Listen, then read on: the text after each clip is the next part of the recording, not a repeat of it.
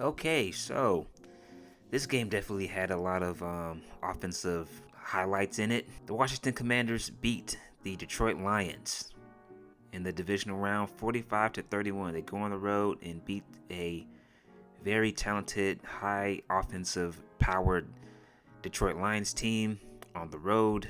This game started off good for the Lions. Their first drive, though, not so much. They had a 3-and-out, and then they held Washington from getting into the end zone. Washington tried to go for it, but then Marcus Mariota, they dial up a play to where he would hike the ball at the line of scrimmage and then quickly fake it back to Jayden Daniels, but it looks like it looked like Brian Robinson got in his way and he wasn't able to toss it to Jayden. So they get a big 4th down stop. Detroit gets the ball back. They score 7-0. They hold Washington to 3, but after that, it felt like Washington's offense came to life because Detroit could not stop them at all. It was just going back and forth. Washington finally gets on the board, or finally gets in the end zone, 10-7. Detroit answers 14-10. Washington scores on a Terry McCollum wide receiver screen for a 58-yard touchdown.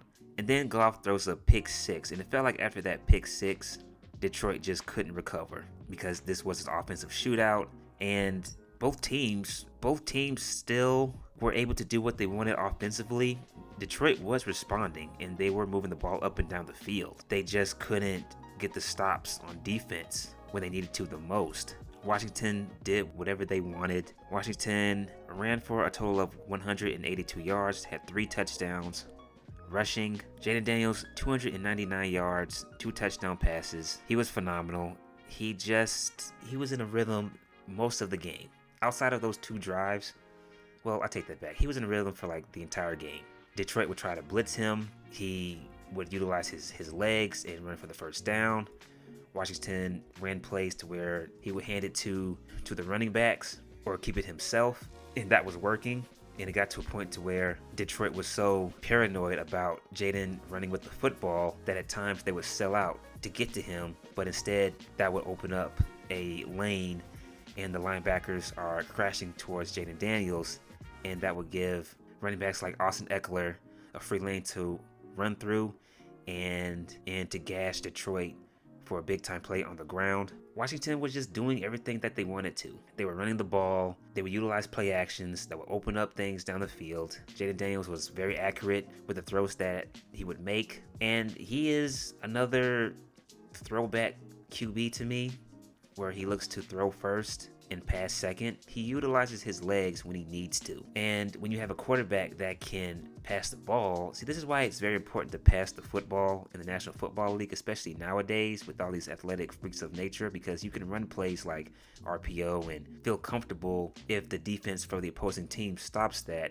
you can still feel comfortable about your quarterback dropping back to pass and going through his reads and finding someone downfield or in the flat. Teams aren't going to just totally sell out. Like with Lamar Jackson, for example, teams would sell out and play the run heavy because they weren't really scared of his throwing ability. But now that he's done a good job of distributing the football, you can't really sell out too much. You still have to be cautious and stay disciplined. With a guy like Jayden Daniels, it's hard to beat because it's like pick your poison. Do you stop the run or do you stop the pass? It puts you in a bind. So yeah, Jayden Daniels was phenomenal. Much better performance than the GOAT, air quote, Patrick Mahomes. A rookie quarterback had a much better showing, has had 2 better showings in his playoff debut. Brian Robinson, 15 attempts, 77 yards rushing, 2 touchdowns. Austin Eckler, 6 rushing attempts, 47 yards rushing. He was targeted 4 times, 41 yards. He's a great asset. I've always said this for years about Austin Eckler. He's great when he's catching out of the backfield. He tends to make plays happen when he's catching the ball. Diami Brown, 6 receptions, 98 yards. Terry McLaurin, 4 receptions, 87 yards. He had a touchdown. Zach Ertz, 5 receptions, 28 yards. He has had a resurrection here in Washington, because I think people forgot about him when he was in Philly.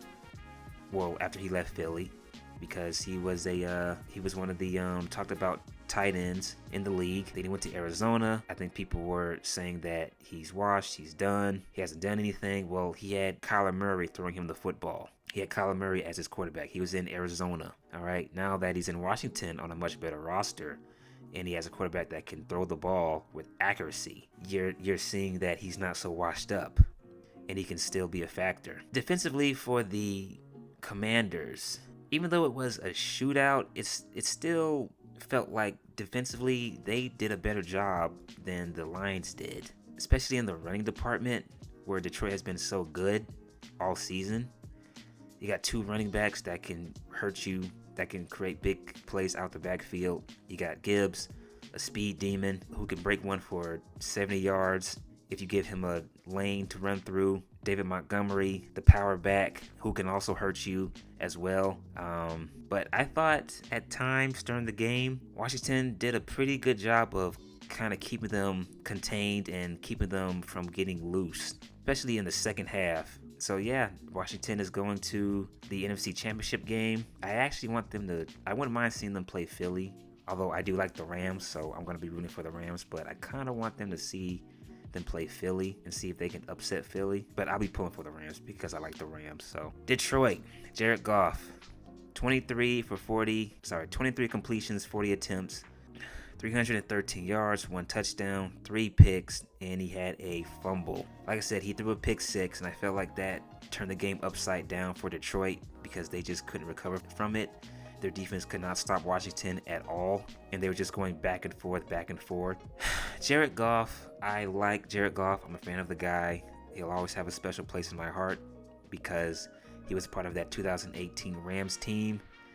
Him and that entire Rams team will always have a special place in my heart because they beat New Orleans and kept the Saints out of the Mercedes-Benz from being in the Super Bowl. And I do want to see him succeed, but I think he is in that Kirk Cousins light to where he'll look great during the regular season. He'll put up numbers, but in the postseason, although I thought he looked good last season in the playoffs, I don't think you can really count on him confidently to deliver in the postseason and in big time games. Sean McVay knew that. He was like, okay, I got to bring in Matthew Stafford, and look what happened there. He was probably watching from his couch last night saying, yeah, that's why I got rid of him. And if you eliminate the turnovers, Detroit probably still wins this game because, like I said, they were still able to get theirs on offense. Washington would score, then they would score. So if you cut out the turnovers, Detroit probably wins in a shootout. Jameson Williams, he had that 61-yard end-around rushing play that went for a touchdown. He only had 19 yards receiving. David Montgomery, 28 yards rushing. Jahmyr Gibbs, 14 attempts, 105 yards rushing, 2 touchdowns. He was phenomenal. Amon St. Brown, 8 receptions, 137 yards. He was good. Sam Laporta, 6 receptions, 51 yards, 1 touchdown. Now that he had a incredible one-handed diving catch in the end zone. Goff was under duress and he was trying to get it to him. He wasn't able to throw an accurate pass, so Sam had to leap and dive for the ball. Also, Jahmyr Gibbs, 70 yards receiving. So, like I said, Detroit was able to get there. Some of their stars were able to shine. Now, as far as the defense for Detroit just couldn't do anything. It was just, they couldn't stop the run. They couldn't stop the pass. Washington was able to do whatever they wanted. They couldn't get to Jayden Daniels. He had time in the pocket to go through his reads and deliver an inaccurate pass. When they tried to blitz him, they were not able to get him on the ground, and Jayden utilized his legs. He got the ball out of his hands quickly. When the Commanders went for it on 4th down, how many times did they go for it on 4th down? They went for it on 4th down. They were 3 for 4 on 4th down. They really couldn't get the stops when they really needed the stops. If the defense cashes in on some of those big-time stops, that might help Detroit's chances of winning the game even more.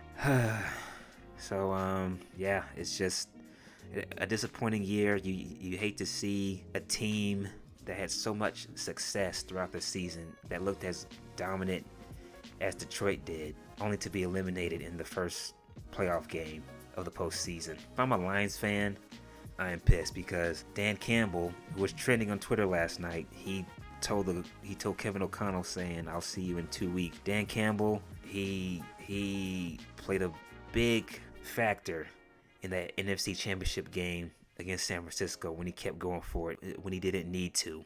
And they should have been in the Super Bowl, you know? So if I'm a Lions fan, I'm thinking about that. I'm thinking about if Dan Campbell had just not have been coaching like it's Madden, my team probably would have been in the Super Bowl. They probably would have taken down Patrick Mahomes and the Chiefs. And then this season, number 1 seed, home field, only to get knocked out by Washington, led by a rookie quarterback, a sensational rookie quarterback in Jayden Daniels. So we'll see what happens from here on out. I think these playoffs are going to get even better with the Rams and the Eagles, Bills, Ravens. So please like and subscribe. That is it. I am out.